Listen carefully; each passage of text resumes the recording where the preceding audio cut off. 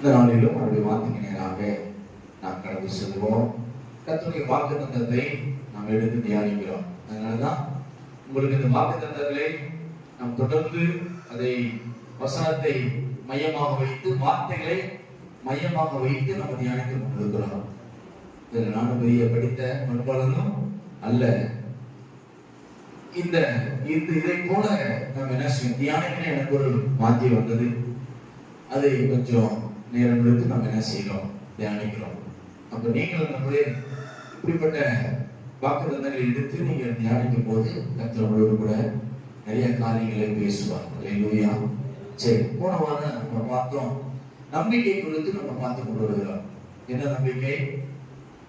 கர்த்தர் மேல் உள்ள நம்பிக்கை குறித்து நம்ம பார்க்கிறோம். அப்படிதான் வாக்குத்தத்தம் கொடுக்கப்பட்டிருக்கிறது. எபிரேயர் 2:13 நான் அவரிடத்தில் நம்பிக்கையா இருப்பேன் என்று சொல்லி போல் சொல்லுகிறார். அப்ப யாரிடத்துல அப்படின்னு பார்த்தோம், அவர் எப்படிப்பட்டவர், அவர் யாரு, ஏன் அவர் மேல நம்பிக்கை வைக்கணும் அப்படின்றத பார்த்தோம். போன வாரம் பார்த்தோம், என்ன பார்த்தோம்? உபவாச பிரேயர்ல அந்த நம்பிக்கை குறித்து பார்த்தோம்.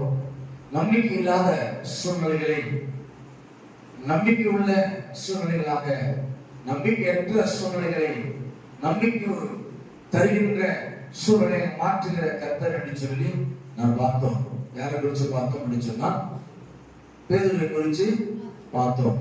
அவர் தன்னுடைய வாழ்க்கையிலே வெறுமையாக போய் பிரயாசப்பட்டு எல்லாவற்றையும் பிரயாசங்கள் எல்லாம் ஒன்றுக்கும் உதவாமல் வெறுமையாக தன்னுடைய கடைக்கு திரும்பி வந்து தன்னை வளைசி கொண்டிருந்தான். நம்பிக்கையற்று போயிருந்த அந்த வாழ்விலே இயேசு வந்தார். இயேசு வந்த பின்பதாக இயேசு கிறிஸ்துவின் வார்த்தையின்படி அவன் வலையை போட்டான். போது திரளான மீன்களை விட்டுத்தான் என்று சொல்லி பார்த்தோம். நம்முடைய வாழ்க்கையிலும் நாம் பிரயாணப்பட்டு போகிற வழியிலே தேவன் நம்மை ஆசீர்வதிக்கும் போது,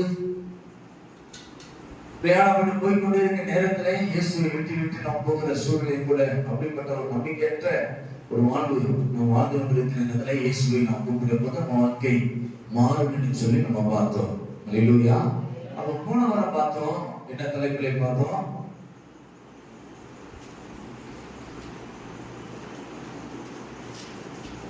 யார் எழுதுறதில்லை போல. தலைப்பு என்ன பார்த்தோம்? உங்கள் கனவுகளை நனவாக்கும் நம்பிக்கை என்று சொல்லி பார்த்தோம். அல்லேலூயா. 1:2 வாசித்தோம். தேவனோடு அன்புள்ளவர்களுக்கு கண்கள் காணவில்லை, காதுகள் கேட்கவில்லை, இருதயத்துல தோன்றவில்லை.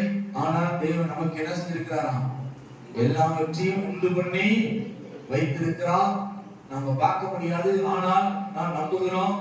அந்த நம்பிக்கை என்ன செய்யுமா? தேவனிடத்திலிருந்து நாம் நினைத்திருக்கிற அத்தனை காரியத்தையும் கொண்டு வரும். நாம் ஜெபிக்கின்ற காரியங்களை ஜெயம் கொடுப்போம். நாம் விசுவாசிக்கிற காரியத்துல கர்த்தர் அந்த விசுவாசத்தை வாய்க்க பண்ணுவார் என்று சொல்லி நாம் சொன்னோம். அதனால நீங்க என்ன செய்யணும்? கனவு காண வேண்டும் என்று சொல்லி முடித்தோம். அல்லேலூயா. அப்ப நம்ம இந்த ஆண்டிலே ஏதாவது ஒன்று என்ன செய்யணும்? ஒரு திட்டமிடுதல் வேண்டும், ஒரு காரியத்தை முடிக்க வேண்டும், ஒரு நோக்கம் வேண்டும், ஒரு கனவு இருக்கணும். இதை செய்யணும், இதை நிறைவேற்றணும், இதை செய்ய முடிக்கணும் என்ற ஒரு எண்ணமும் ஒரு திட்டத்தோடு கூட இந்த ஆண்டை நீங்க என்ன செய்யணும்? நீங்கள் பிரயாணம் பண்ண வேண்டும் என்று அதை சொல்லி ஒரு சில வார்த்தைகளை சொல்லி உங்களுக்கு நான் முடித்தேன். அல்லேலூயா. ஆமா. அதே போலதான் இன்றைக்கும் தேவ சமூகத்திலே நாம் ஒரு சில வார்த்தைகளை பார்த்து நம்ம முடிக்க போகிறோம். இன்று தலைப்பு என்ன அப்படின்னா, நம்பிக்கையிலே நீங்க எப்படி இருக்கணும்? சந்தோஷமா இருங்க. அல்லேலூயா. அல்லேலூயா. நம்பிக்கையில நீங்க எப்படி இருக்கணும்? சந்தோஷமா இருக்கணும். அதுக்கு அடையாளமாக நீங்கள் உங்க மனதிலே ஆழமாய் பதித்து வைத்துக் கொள்ளும்படியாகத்தான் அந்த அதிகாரமும் அந்த அதிகாரத்தை